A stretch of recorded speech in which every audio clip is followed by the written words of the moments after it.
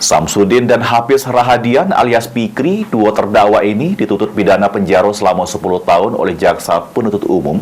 Kedua terdakwa terjerat kasus narkotika jenis sabu seberat 85,77 gram yang ini lagi jalani proses hukum di Pengadilan Negeri Palembang.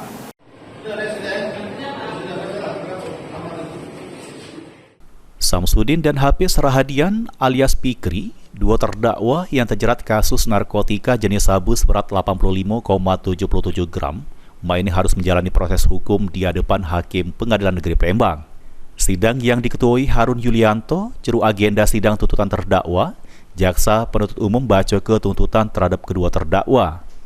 Kedua terdakwa dijatuhi tuntutan pidana penjara selama 10 tahun dan denda 800 juta rupiah, subsidiar 6 bulan penjara.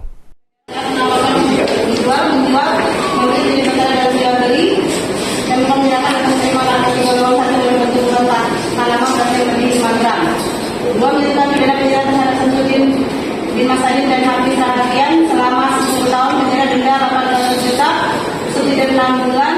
Akibat perbuatannya, terdakwa dikenakan pasal 114 ayat 2 junto pasal 132 ayat 1 Undang-Undang tahun 2009 tentang narkotika. Sementara sidang dilanjut ke minggu depan dengan agenda pembelaan terdakwa atau pledoi.